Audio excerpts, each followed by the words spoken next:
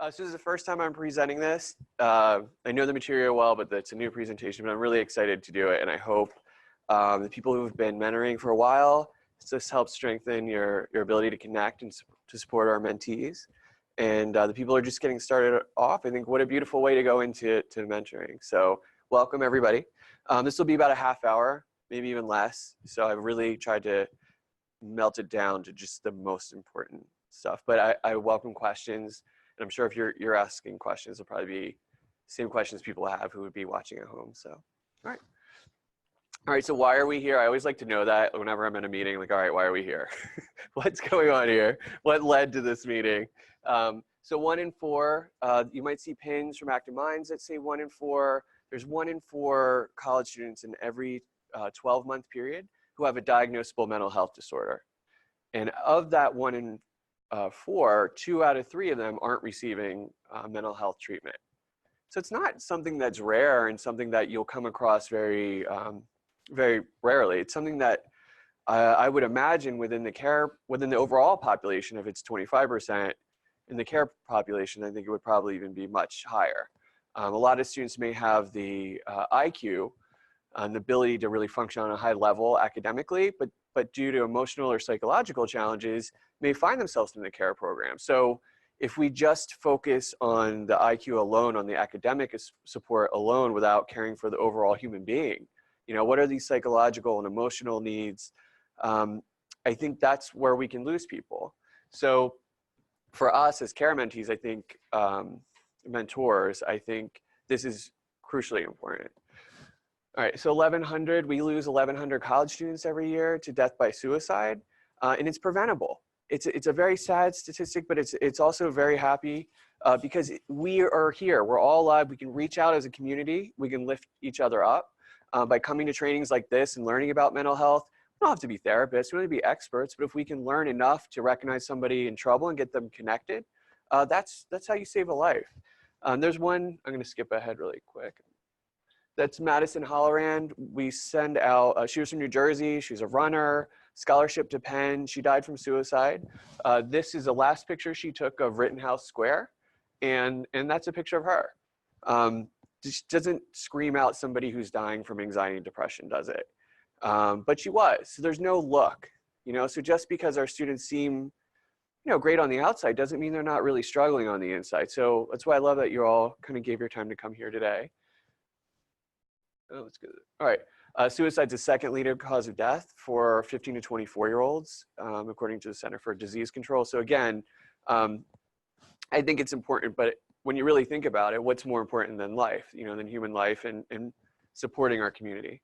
So this really came up with Tom and I were talking, you know, what are some of the challenges for mentors? You know, what are some of the biggest challenges in mental health? You know, students struggling with mental, how do you talk about it? Do you talk about it at all? How do you encourage people to get support? It's kind of, there's a lot of stigma, and I think you could just, every time you hear stigma, just replace it with shame. There's a lot of shame around mental health still. I feel like we're making strides generationally, but there's still a lot of work to go. So people either don't want to talk about it or they don't want to make other people uncomfortable. But if it's getting in the way of somebody thriving, how do we not, as caring, compassionate people, try to reach out and do something? And then ultimately it comes back to retention.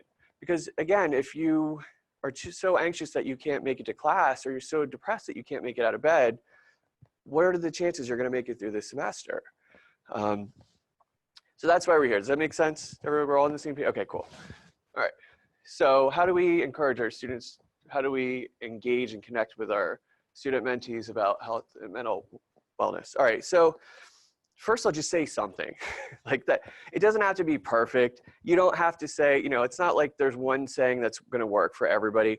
Clearly, I think there's some things that are better than the others. Like if my mentor said to me like, oh, Nate, why are you always so sad? Were you PMSing? You know, like that might not be the best thing for me, but I also have like kind of a funny sense of humor. So I might actually laugh and then start talking. So even though I wouldn't recommend that one, just the fact that you show up, you know, you show up and you ask like, hey, you know, and I wrote I language or I statements because that just really simple. Hey, I'm concerned. I noticed that you haven't been going to class. I noticed that you used to be into ping pong, you're not playing ping pong anymore. I noticed that your mood seems down. Or I noticed that whenever we talk, you tell me about how nervous you feel in class when you're taking your tests. So I'm not judging people. I'm not telling people what they should do. I don't tell people that, oh, I know exactly how you feel because I went through something like that too.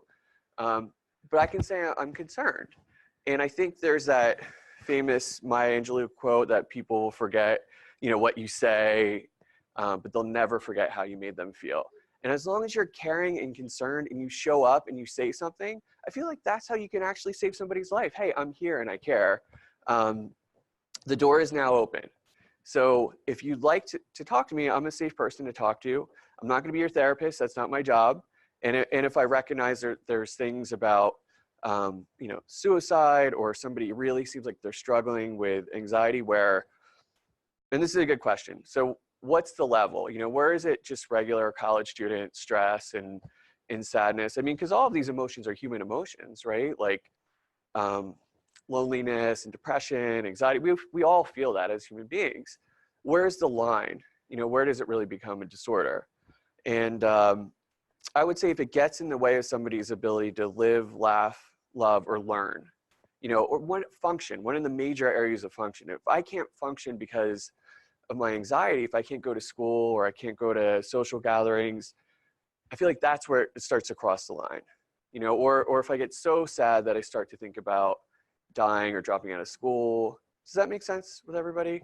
You don't have to, the specific diagnostic criteria aren't important, but just recognizing for human suffering. If somebody needs help, we show up and we say we're here, and we say we're concerned, and we say what we noticed.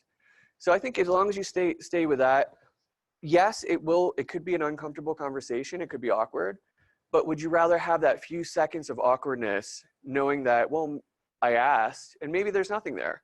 Maybe there is something there and you get the person connected to support, and that could have a major change in someone's life, you know? So I think just your overall attitude, that concern, I think if you go into it with that, that's always helpful. So the challenging thing is that love is always offered. You can't force love on people, you know? So you could say, hey, I'm here, I'm concerned. You know, here's what I've noticed. Would you like to talk? Is there something going on? They could say, nope, everything's fine. You can't force people to talk to you, right? So I had a student, and I tell this story all the time. And a student, she came in to Stockton. She was doing fantastic. She made a lot of friends. She was out. She engaged, involved with all these things. And then she fell into a really dark depression and stopped going out, stopped hanging out with her friends, just isolated herself. And the opposite of depression is connection. And when people are really disconnected and really depressed, a lot of times they'll isolate themselves. So she did.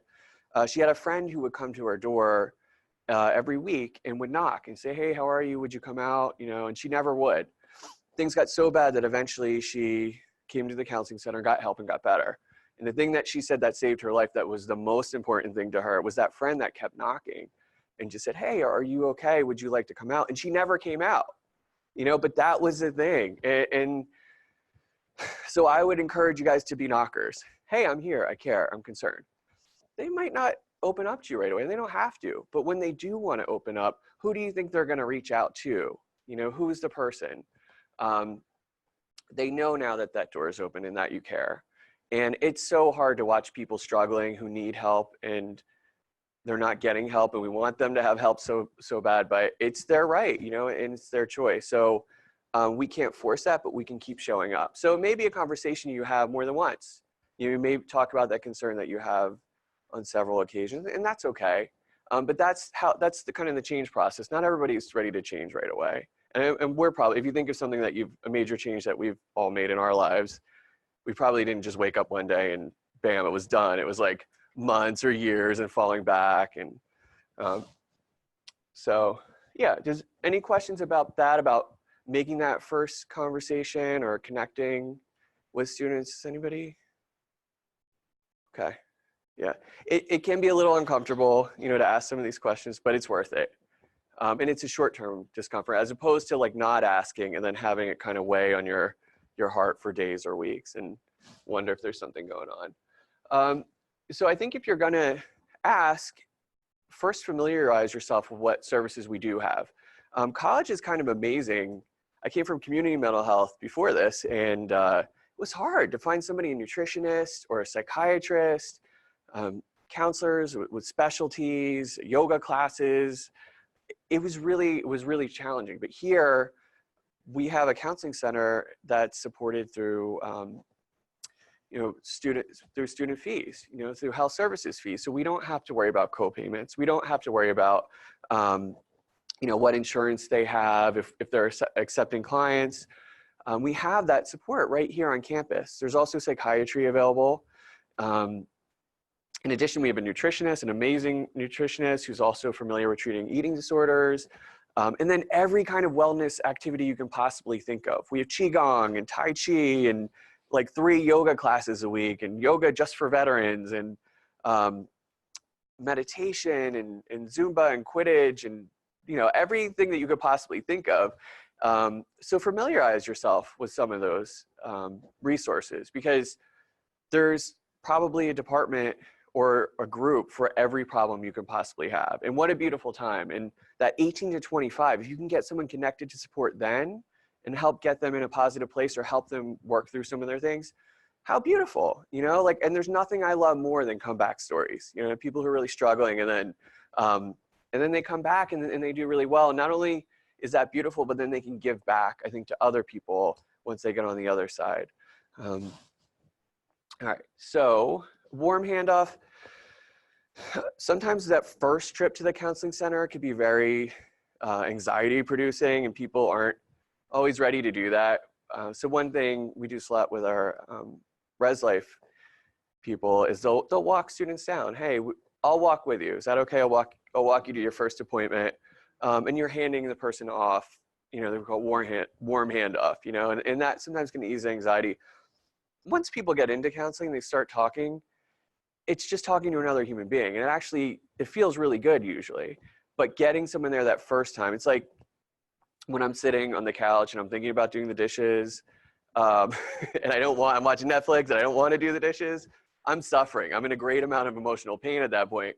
When I'm actually standing up and doing the dishes, it doesn't hurt me. There's no pain there, and it's done, and I feel great, It's the same thing with the counseling. Like, I don't want to go, I talk to somebody, I got to dig up all of this stuff, and I try to describe it like, a cut that gets infected, if you'd had to open it up and clean it out and then bandage it up again, like that would be really painful, but then you heal, as opposed to just ignoring it. And then the infection spreads all the way across your body, and problems don't go away by us ignoring them. Like I think on some deep intrinsic level, we know that's true. So we can encourage, and when people are ready to change, we're there to meet them, and we can help them take that next step. The impact of one caring adult. I've been working with high schools through Spread the Love Foundation, and students who've been traumatized, who've really gone through difficult life situations. One of the key factors in the students that make it through the other side is having that one caring adult. And whenever I'm walking around, if I see somebody who's kind of eccentric and off to their own, I always try to find out what their name is, and I try to talk to them and try to connect with them, because I feel like if every person in this community, especially every student, at least had that one caring adult, how would that affect suicide and shooting rates? How many and this is just me speculating, but I bet you a lot of those people who act violently, whether inwardly or outwardly, first of all, they were human beings in pain. And how many of them had that one caring adult? I think as mentors, we have that chance to be that person, and to really care and to really make that connection. And hopefully we're not the only caring person in their life. Hopefully we encourage them to connect with other groups and organizations and find their people. But minimally, we could be that person. And let's face it, there's probably students in the care program right now who are struggling, who are really struggling and maybe feel lost or isolated or disconnected. And can we be that one caring adult, And I say yes, and that's part of why I'm here. All right, so I think management, there's different things with mental health. Some things people may have an experience and have one episode of depression, get treatment for it, and never have another episode of depression their whole life. That's not true for everybody. Some people have multiple episodes with relatively high functioning in the middle. Some people, like anyone who has children, since they're born, we see how they're wired. We see how two children from the same parents could be totally different. And personality is wired so deeply into the brain. And I think so is anxiety levels, so is sensitivity, which being a sensitive person isn't a disorder. But, when you live in a society where every time you turn on the news, there's violence and, tornadoes coming, and, you're driving on the parkway and you have a paper due, and sometimes it's not just going to the counseling center and getting treatment and it's all done. That it's a lifelong process of management. And that's okay too. Just think of it, instead of mental health, I would almost just substitute brain health. Could we just say, all right, this is just another organ of the body, and if my pancreas wasn't secreting the right amount of insulin, I could get a pump and it could hook up to my smartwatch and it could I can live an amazing life as long as I manage my diabetes. If I didn't, I can wind up with limbs amputated and not being able to see. And I think that's the same thing with mental health, that we don't want to judge people and make them feel ashamed. But people do have a responsibility in the management of it. If I know I'm suffering from bipolar disorder and severe anxiety, and I know that, when I was in treatment, I was doing better, and I choose to stop going to treatment, or yeah, I was doing really well, and then I'm not doing any of those things. Like, I still have a responsibility to manage what I have, just like if it was diabetes or anything else. And I think as mentors, that's where we can come in. We can encourage, all right, well, what have you been doing? In this generation, I think a lot of students are way more open about I don't know what your experiences have been like. We're way more open about mental health, and yeah. I kind of want to just express a concern, and I'm not really sure if this is actually true, but 2 of my peer mentees this semester have said to me that they're now on anxiety medicine. And then, we all watch the documentaries on TV about the excessive diagnoses of these disorders. I'm wondering if on campus at our counseling or psychiatry centers, are they diagnosing these kids with anxiety disorders, and then these kids are going and getting medicine, like prescribed Xanax or other antidepressants, or are we just treating them holistically? It's a combination of all of those things. So we have students who have come to us with individual education plans, were diagnosed when they're 4 years old, have been on medications their whole life, have psychiatrists and therapists outside of the school.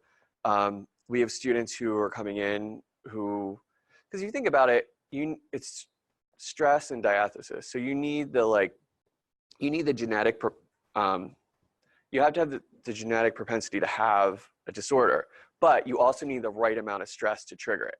And think about that. You're coming to college, you're separated from your parents, your friends, it's a new environment. You don't have strong social contacts here. The food's different. Maybe you had people telling you when to wake up or when to do your homework. None of that is there. You're trying to figure out who you are. There's so much stress involved in that. If you remember your early 20s, it's like it could be such a painful time, of transition. And whenever it's always growing pain, right? It's never like the joys of growing, or, oh, thank you, God, for another growth experience, Nobody ever says that. So a lot of the times, and anxiety is our #1 diagnosis in the counseling center by a lot. It's not even close. Yeah, I mean, it's not just here. And counseling's up 30% on college campuses across the country. So this generation is using more counseling than any other generation before. And there is something to say, I think, too, about having coping skills and emotional regulation, distress tolerance.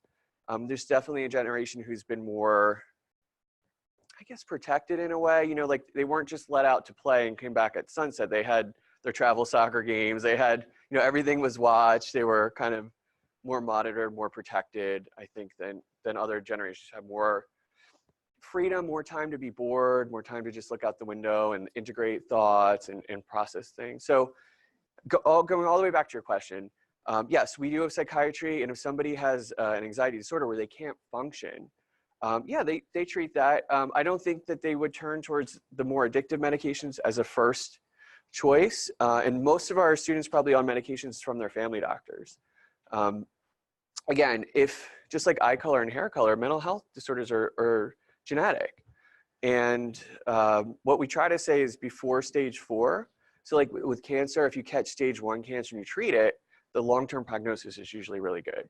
It can be cured, but at stage 4 cancer, you catch it, you're not curing it. Maybe you can manage it or try to slow it down. The average length of time before diagnosis after someone has symptoms, how long do you think it is? For mental health? Yeah, for mental health. Initial symptoms? The onset of the disorder until someone gets help for it. 4 years? 45 years? It's 10 years. And that's from the mental health first aid training. And that's heartbreaking, right? That's 10 years of somebody's life. You know, that's someone's prom, their first marriage, their high school years, college. Imagine going, and again, I showed you the picture of Madison Holloran. It wasn't screaming out, oh, this is someone who's dying from mental health. So there are hundreds and hundreds of people out there right now who are our students and our coworkers and our friends and our loved ones who are suffering. And I think it's weird because when someone takes medicine for their pancreas, we don't have that level of judgment. Like, oh, why are you taking that? You shouldn't be taking that insulin. What are you, weak? It's like, but it's brain health. And I was born with neurochemical imbalances, or the way my frontal cortex is a little bit underactive. There's all this shame around that. But why? It's just brain health. Unless we start even having conversations like this, we wouldn't have a workshop of how to talk to your mentee about their diabetes or something. It's like we would talk about. There's not so much shame around diabetes, but mental health there is, even though it affects everybody. Because even if you're not one in 4, I guarantee you, it's a parent, it's a friend, it's a partner, it's somebody in our lives. There's no one in this room that's immune from mental health. Myself included. I'm a therapist, but I've been to therapy before, and I'm really grateful that we live in a place where we have resources, we have access. I just don't want anybody to die who looks perfect on the outside, has a perfect Instagram page, but isn't taken seriously or isn't talked to, because there's 2 parts. One, if I'm suffering, I have a responsibility to get help. But 2, I feel like as a community, we have a responsibility to create the kind of community where if somebody reaches up, we won't judge them. We won't step on them or make them feel ashamed. And I think we do a really great job at that. Go ahead, Dennis. Well, when you get back to the question. Yeah, sure. So, as mentors, if a student doesn't offer certain information to us about a particular struggle they're having related to mental health, and we are sort of sensing some of the things by their attitudes, by things that they're doing or not doing, etc. I know if it's a student in one of my classes, for instance, I don't ask them what their disability is. They come to me and tell me what their disability is. So then, as a mentor, what is appropriate in terms of us kind of asking if we're not told? What is appropriate? What is the Stockton policy regarding that in terms of, so does it violate their privacy in any particular way, but yet we're able to sort of, without being therapists and diagnose them, sense something and try to create conversation? Is there a fine line that we have to walk there? I would just try to think of wellness in general. If your intuition tells you this is a human being who's really suffering and really struggling, just going back to the beginning, are you okay? I'm concerned. We can ask them, are you depressed? Well, I don't even think you would have to do that. You could say, hey, I noticed that you don't seem to be going to class. Is everything okay? Hey, I noticed that. And they may bring it up themselves. I don't know that we have to, that's why I was saying we can kind of stay away from the actual diagnoses and focus more on the human being, and this human being that's suffering. And letting them, I'm concerned because I've noticed that you haven't been at Quidditch practice, or I've noticed that you haven't been at class. Is everything okay? We're opening the door. We're letting them come out, and they might say, yep, everything's fine. but we're asking, hey, I'm concerned, and this is what I'm seeing. So are we not going as far as saying, are you depressed because it violates privacy, or because we might misdiagnose or create something in our mind that could be equate to misdiagnosis? I mean, why not go as far as sensing and saying, are you depressed? Because they probably might not even know they are. Yeah. They would Or maybe be say, defensive or something. You know, yeah.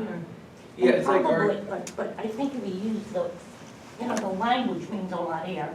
Yeah. I might say, you look sad. And sad is not as damning as depressed, Right. okay? Everybody gets a chance to be sad. But, you were talking a little bit ago about, students and young people are going to therapy more. And, I really think it's a part of the social norming that we have all been doing for, depending on our age, 20, 30, 40, 50 years.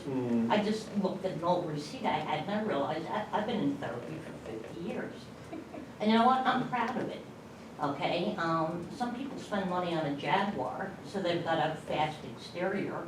I've got a great inside, okay? Because I've had a lot of wise, people, listen and focus. So I'm proud of that. I'm proud that, that's how I spent my money.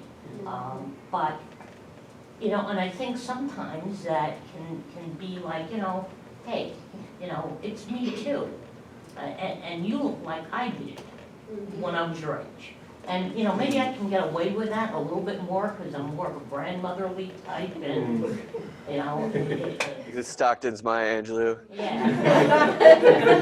And Nate, also just to piggyback, like, I'm not saying that perhaps we're overdiagnosing or misdiagnosing.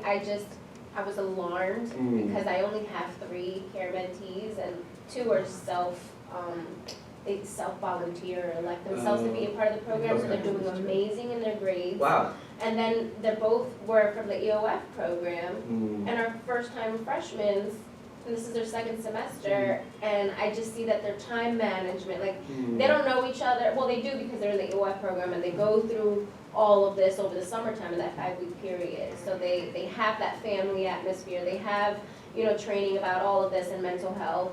But I do see that they're not really doing well in time management, and maybe that's why they're stressed and they're getting anxiety, or maybe perhaps because they're going back to their homes and they're ostracized because, ooh, you're too good for us now, you're in college, right? Because a lot of their peers aren't even in school. So when I hear them say, yeah, I've been seeing, I've been going to the counseling center and now I'm on anxiety medicine, I think that'll help me out. It's kind of like, I don't want to go against what you guys are, not you, but like, I don't want to go against what a professional is telling the student, but I know these students from meeting them since September and they're part of the club. Like, no, you're stressed out because you're waiting for the last minute. Come and chat with me more, let's talk, I see you're not yourself. I'm here for you. I invited them to my Thanksgiving dinner with my mom. Like, I really do go above and beyond for my students. And I just would hate for them to get sucked into, like, medicine, taking a pill. That's all. And it might be cultural on my background, because I know my mom taught us to just be strong and, like, we don't need medicine, so I understand. But I also want to make sure that we're working together with your department to ensure that we're providing the same type of advice to a student. And it would be nice if, not nice, but perhaps maybe down the line if we had a system or counseling or our psychiatrist on campus could say, hey, this student is assigned a care mentor. Let's talk to Jess, find out what she knows about the student before prescribing the medicine, is what I'm saying. I don't know, food for thought. Like a village. I have to go because I'm late for my 4 Take it. o'clock. Yeah. Okay. I appreciate you, and I'm sorry, guys. Yeah, just That was my 2 know. cents. I feel like that was helpful. And it's all part of, I'm going to skip ahead. I think it's all part of this. It's a little hard to see, but I see mental health in a radically different way. I don't think, for 150 years since maybe Freud, it was like, we wait until somebody makes a suicide attempt or somebody becomes paralyzed with anxiety and they can't function. And then like, all right, let's bring you to a psychiatrist, to a psychologist, to a therapist, and let's get you help. At that point, the person was probably suffering for many years. And to go from that point to healing and then to moving from there to thriving, I think that's a much longer journey. Why do we need to wait until somebody can't function before we get them support? Can we accept that we all have mental health and that we're all human beings who are susceptible to depression and anxiety and trauma, and proactively go after wellness? So I do think we failed this generation of students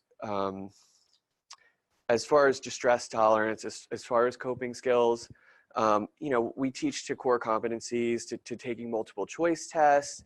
You know, you hear parents talking, oh, my daughter's amazing. She's in 4 AP classes, and she's volunteering, and she's on the softball team. It's like, that's great. But if she's sleeping 3 hours a night and she's like dying from anxiety and depression, like, we don't reinforce. Donna, you said that so beautifully, you know, that you spent your money on your inside, you know, on the how you feel, you know, how are you doing psychologically and emotionally and spiritually, and it's all interconnected. And I think a lot of times kids are here, or students are here, and they might not have ever been taught to breathe, you know, or just slow down and just sit down and be a human being for a few minutes. You know, it's okay to be bored. It's okay to feel loneliness. It's okay to feel depression sometimes. Not every day for 2 weeks, but it's okay to be a human, to feel these human emotions, and that we can feel them fully, process them, allow them to pass. We can give you skills to breathe and to do yoga and meditation and to really to regulate what's going on inside. And yes, while they can do great on SATs and write papers, none of the internal stuff we're really teaching.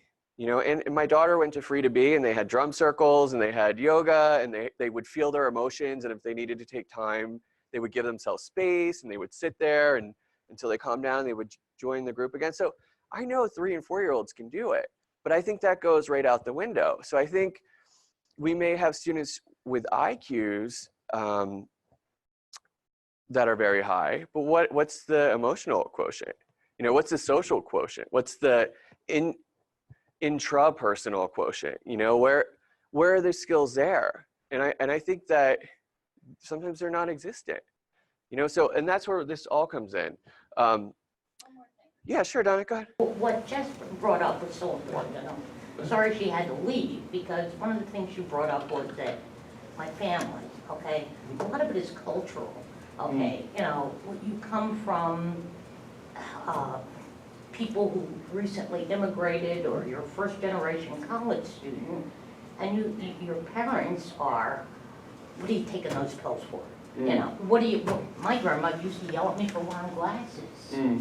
Okay, you know, 4-H, you know, it's, you know, people have terrible, terrible concepts that keep getting added on and adding on. And if I could somehow let you see the difference between my taking my antidepressant and my not taking my antidepressant on an equal day, okay, you know, over time, it's magical. And I could cry because I know that there are people out there that don't even know that they can feel as good as I can feel, that feel as bad as I can feel. You know, so it's huge to be able to accept that medication can help you. Because, I mean, I wouldn't be here without the medication. I'm clinically depressed, okay? It's magical.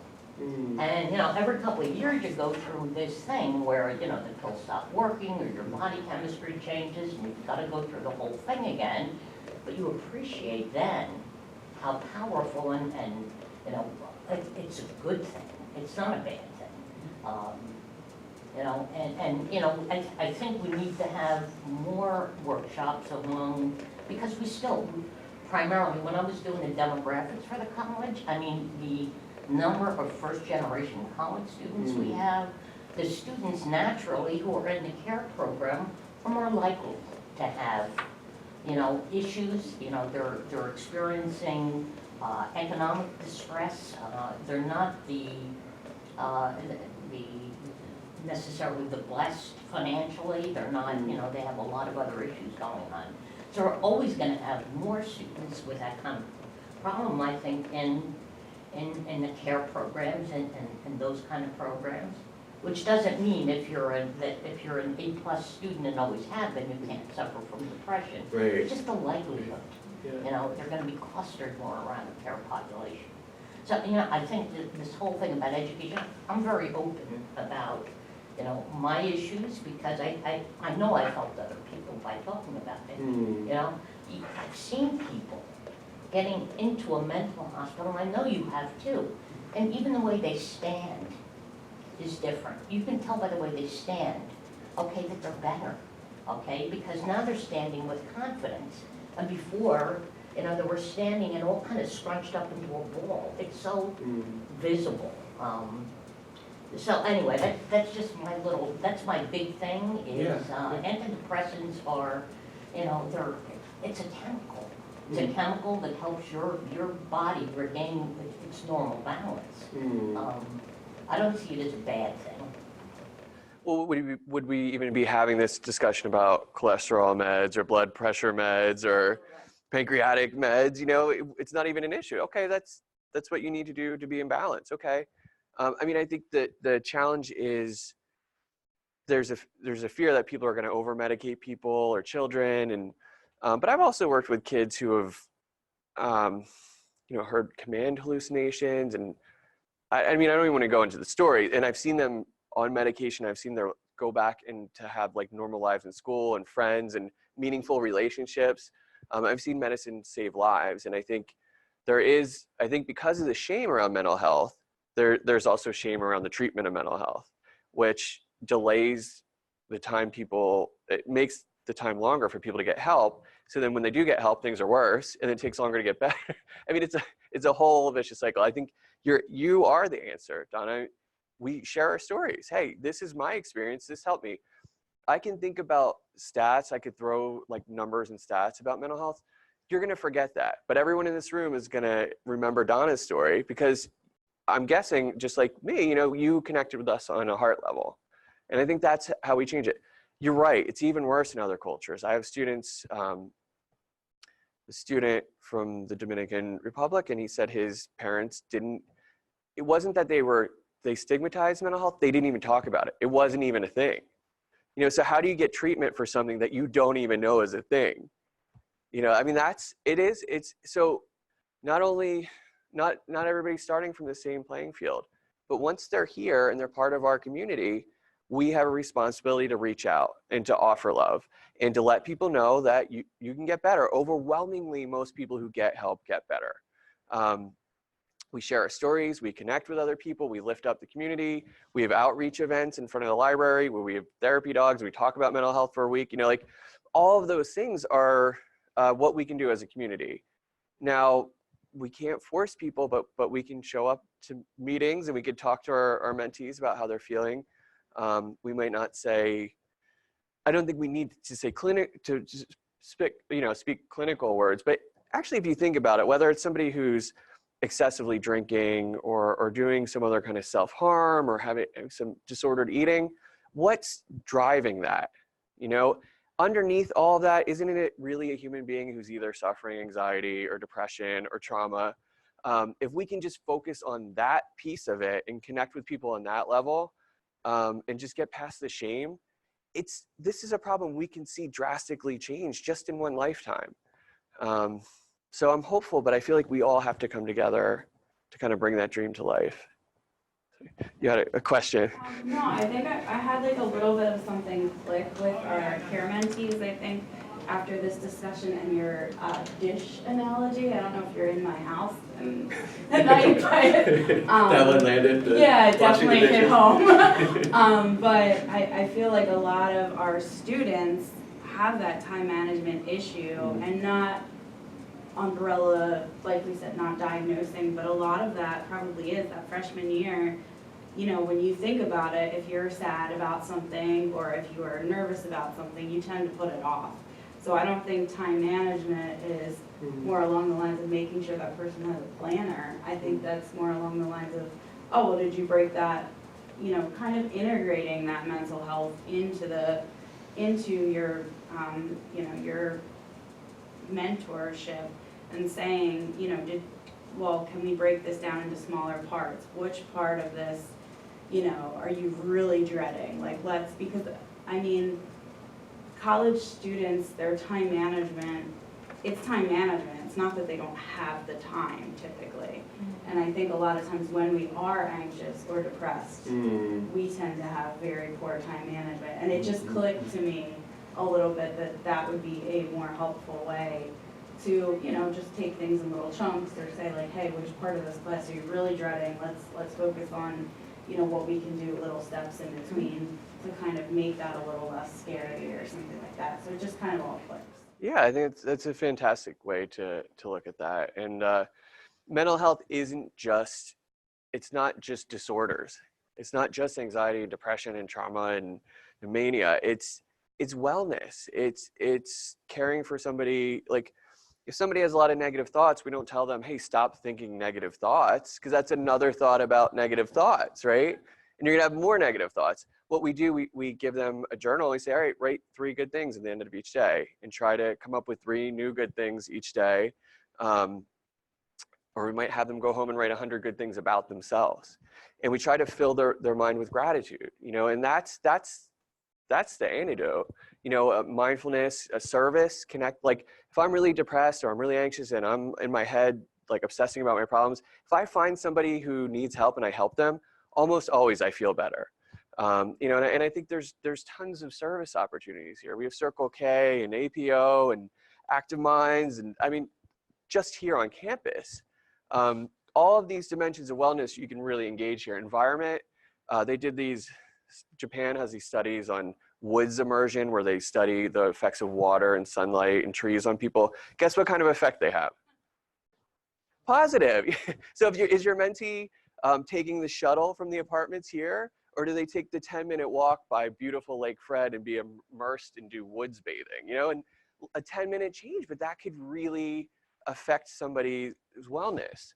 I mean, might not think, oh, walking a 10-minute walk in the woods, that's mental health, but it is mental health. It's all interconnected, because it's not just the absence of depression and anxiety, but it's thriving.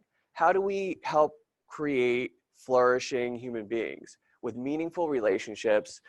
Some of this anxiety could even be existential. You know, why am I here? Am I doing this to please other people, or because, you know, my mom said this would be a good thing to major in? Like, I'm amazed that sometimes students can make it all the way through, and it's not that they're not smart enough, but their heart's not there. They find no meaning in it. They're not engaged. So what is meaningful to you? What do you, I always love asking people, well, what do you love? You know, what are you passionate about? And you see people, even they could be like really down and sad and withdrawn, and then they start talking about whatever it is they love, and they just light up, you know. And all right, well, you know, what can we do to help connect you more to the things you love? You know, grow the love in your life, the meaning, the connection to other people, the service, because that's all mental health too. You know, and that happiness isn't just some elusive unicorn, you know, that existed back in Old Testament days but doesn't exist anymore. That is something we can actively cultivate and grow today. You know, and it's not 7 life hacks to it, but that we can really look at these major dimensions of human wellness, and we can earn it. We can all do it. And we can inspire our mentees to do it as well. So I think I know I'm not throwing a lot of easy things, but I think that these conversations are worth having. And that's how we change. We have these conversations. So I think everyone just listening today and coming in and talking, sharing their ideas, that's the solution, you know. And then we don't just, this doesn't just end here. This expands, you know, and the ripples go out. And, you know, and maybe with all of us working together, we save somebody's life, you know, or get them connected to support and see them bounce back, and who knows what gifts they'll give to the world. So that's my motivational speech for today.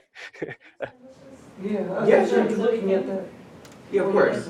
I really like what you said, because like as a student, like freshman year, I like almost lied to my parents about what my major is, because they kept trying to pressure me to be like something that I like wasn't into.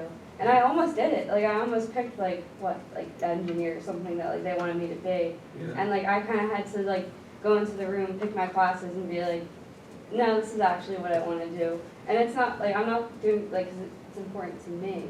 And like that's like really hard. So if you have like a freshman like mentee, like maybe like, because I like asked like when I had someone like who was a freshman, I was like, it's like kind of what you're into, because like I know like I like almost lied to my parents about what I'm actually majoring in. So like I think that's like really, really important. What did you do? I'm a sustainability major. Oh, So yeah, like I don't know, like they didn't like that because I'm like getting a BA instead of a BS, and they were like, oh, we don't know what this is, like we don't know what that word means, and like you know, like if you don't have the BS, people won't take you seriously, and like everyone at Stockton has not told me that. Like I've heard the opposite from faculty here, which is like really great and like what encouraged me to like keep going with what I'm doing, but like. It's like I feel like I have good parents and like open relationship with them. Don't really lie about anything, but I was about to lie about like what I want to do in school. So it's like that's kind of crazy. You followed your heart and you were brave, you know, and I don't know, that resonates with me because I feel like I don't typically struggle with mental health like on a daily basis. So like for someone who might, that would be really difficult. let anybody struggling. What's going on? It's like people don't usually struggle just for the fun of struggling. You know, is it mental health? Is it, you know, is it physical health? Is there something going on at home? Is there, and I think as mentors, there's, unless somebody elects to join the, you know, the care program, which people can now, but just to look at what else is going on here. What else could be influencing? Is it somebody who's doing it in a major that they don't like?